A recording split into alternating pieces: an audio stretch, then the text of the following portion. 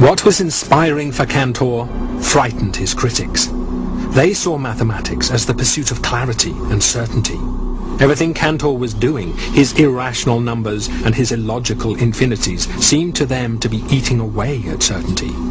He soon faced a deep and implacable hostility. This is the main lecture theatre in the university where Cantor spent his entire professional life. A life that he felt trapped in, and I think with some justification. Other mathematicians actually tried to prevent Cantor publishing his papers. Cantor always dreamed that he'd receive an invitation to one of the great universities like Vienna or Berlin, but there were invitations which never came. And he was also attacked personally. The great mathematician Henri Poincaré said that Cantor's mathematics was a sickness from which one day maths would recover. And worse, his one-time friend and teacher Kronecker said that Cantor was a corrupter of youth. Cantor felt that he and his ideas were being caged or quarantined here, as if they were some kind of sickness.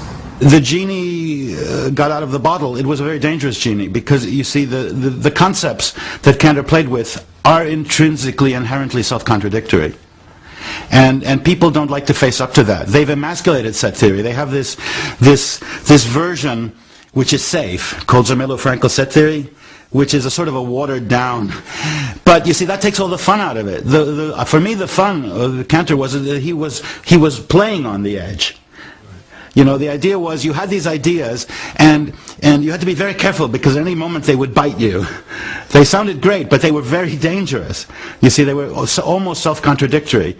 The notion of the set of everything, for example, is self-contradictory. And and people got frightened. His critics feared Cantor was going to dislodge the certainty and clarity vital to mathematics and logic, which might not be able to be put back. It seemed Cantor had opened maths to the very thing it was supposed to save us from, irresolvable uncertainty. Cantor knew the only way to convince his critics was to make his theory complete. Could he show there was a logic to his infinities, some system that bound them all together? What he absolutely must decide now is what's the relationship between them. If he can do that, then his theory is perfect. If he can't, then all he has is bits. So he has to decide what's the relationship between them.